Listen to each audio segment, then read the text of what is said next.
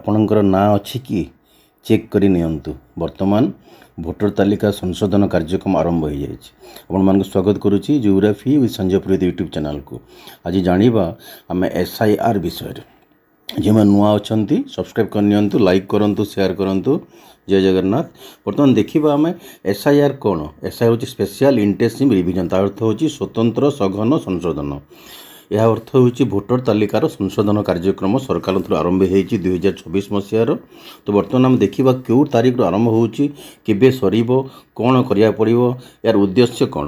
ପ୍ରଥମେ ଯିବା ଆମେ SIR କ'ଣ ଆମେ ଜାଣିବା। ସ୍ୱତନ୍ତ୍ର ସଘନ ସଂଶୋଧନ SIR 2024, ଯାହାକି ଜୁଲାଇ 1 ତାରିଖରୁ ତା'ର ଆରମ୍ଭ ହେବ। ତା ପୂର୍ବରୁ ବିଭିନ୍ନ ପର୍ଯ୍ୟାୟରେ କାମ ଆରମ୍ଭ ହୋଇଯାଇଛି। ମୁଖ୍ୟତଃ ହେଉଛି ଆମ ଭାରତ ସରକାରଙ୍କର ନିର୍ବାଚନ ଆୟୋଗ ଦ୍ୱାରା ଆରମ୍ଭ ହୋଇଛି ଏହା। ତା'ର ମୁଖ୍ୟ କାମ ହେଉଛି ଯେଉଁମାନେ ଅଯୋଗ୍ୟ ବ୍ୟକ୍ତି ଅଛନ୍ତି ଭୋଟର ନାଁରେ ତାଙ୍କୁ ବାଦ୍ ଦିଆଯିବ ଏବଂ ସମସ୍ତ ଯୋଗ୍ୟ ମତଦାତାମାନଙ୍କୁ ଭୋଟର ତାଲିକାରେ ସଂଯୋଗ କରାଯିବ। ମୃତ ଯେଉଁମାନେ ଡେଥ୍ ହୋଇଗଲେଣି ତାଙ୍କର ନାଁକୁ ତାଲିକାରେ ବାଦ୍ ଦିଆଯିବ। ଓକେ, ଯେଉଁମାନଙ୍କ ଡୁପ୍ଲିକେଟ୍ ନାମ ଚିହ୍ନଟ ହୋଇଛି ତାଙ୍କୁ ବାଦ୍ ଦିଆଯିବ। ଯେଉଁମାନେ ସ୍ଥାନାନ୍ତରିତ ମତଦାତା ଅଛନ୍ତି ତାଙ୍କ ନାମକୁ ସଂଶୋଧନ କରାଯିବ। ଓକେ, ତ ଭୋଟର ତାଲିକାରେ ସମ୍ପୂର୍ଣ୍ଣ ପରିବର୍ତ୍ତନ ହେବ। ଭୁଲ ଗୁଡ଼ାକୁ କଟାଯିବ, ଡେଥ୍ ଗୁଡ଼ାକୁ କଟାଯିବ। ଓକେ, ଆଉ ଯେଉଁମାନେ ଯୋଗ୍ୟ ବ୍ୟକ୍ତି ତାଙ୍କ ନାଁଟା କରାଯିବ। ଓକେ, ତା'ର ମୁଖ୍ୟ ଉଦ୍ଦେଶ୍ୟ ହେଉଛି ଆମର ଭୋଟର ତାଲିକାରେ ଯୋଗ କରିବା। ଯେଉଁମାନେ ଯୋଗ୍ୟ ବ୍ୟକ୍ତି ଅଛନ୍ତି, ଯାହାଙ୍କୁ 18 ବର୍ଷ ପ୍ଲସ୍ ହୋଇଯାଇଛି ସେମାନଙ୍କୁ ଯୋଗ କରିବା ଏବଂ ଅଯୋଗ୍ୟ ବ୍ୟକ୍ତିମାନଙ୍କୁ ଭୋଟ ତାଲିକାରୁ ବାଦ୍ ଦେବା। ତ ଏହି ଉଦ୍ଦେଶ୍ୟରେ ଆମର SIR 2024 ଆରମ୍ଭ ହୋଇଛି। ଆଉ ଆମେ ଦେଖିବା କେଉଁ ତାରିଖରେ ହେବ, କ'ଣ ହେବ, ଆପଣଙ୍କ ଘରକୁ କିଏ ଆସିବେ। ଓକେ, ସାଧାରଣତଃ BLO ମାନଙ୍କୁ ଦାୟିତ୍ୱ ଦିଆଯାଇଛି। ତ BLO ମାନେ କ'ଣ କରିବେ, ଆପଣଙ୍କ ଘରକୁ ସେମାନେ ପରିଦର୍ଶନ କରିବେ ଏବଂ ଘରକୁ ଆସିଲା ପରେ ଆପଣଙ୍କୁ ଗୋଟେ ଫର୍ମ ଦେବେ, ପରିଗଣନା ଫର୍ମ ଦେବେ ଏବଂ ଆପଣ ସେ ଫର୍ମକୁ ପୂରଣ କରିବା ପରେ ଆପଣଙ୍କୁ ଡିଟେଲ୍ ଆପଣଙ୍କୁ ଗାଇଡ଼ଲାଇନ୍ କରିବେ ସେମାନେ କେମିତି ପୂରଣ କରିବେ, କ'ଣ କରିବେ। ଓକେ, ଏବଂ ଆପଣଙ୍କ ଆବଶ୍ୟକ ସୂଚନା ପ୍ରଦାନ କରିବେ ଏବଂ ଆପଣଙ୍କୁ ଫର୍ମ ନେଲା ବେଳେ ଆପଣଙ୍କୁ ଗୋଟେ ରସିଦ ଆପଣଙ୍କୁ ସେମାନେ ଦେବେ। ତ ମୁଖ୍ୟତଃ BLO ମାନେ ଆପଣଙ୍କ ଘରକୁ ଆସିବେ। ଆସିଲା ପରେ ଆପଣଙ୍କୁ ଫର୍ମ ଦେବେ, ଫର୍ମରୁ ଆପଣ ପୂରଣ କରିବେ, ପୂରଣ କରିବେ ଆପଣ ତାଙ୍କୁ ସେ ଫର୍ମଟା ଦେବେ।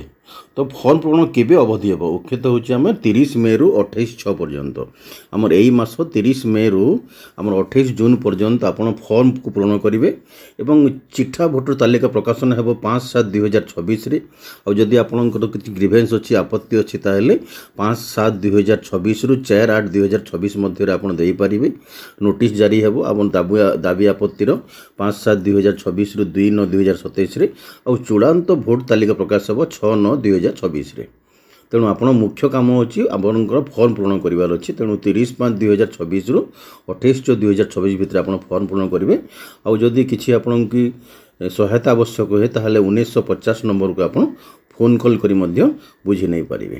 ଓକେ, ତ ଆମର ଦେଖି ଗୁରୁତ୍ୱପୂର୍ଣ୍ଣ ତା'ର ସୂଚନା କ'ଣ ହେଉଛି, ଆପଣ ଅବଧି ଜାଣିଲେ 30/5/2024ରୁ 28/6/2024 ମଧ୍ୟରେ ଆପଣ ଫର୍ମ ପୂରଣ କରିବେ।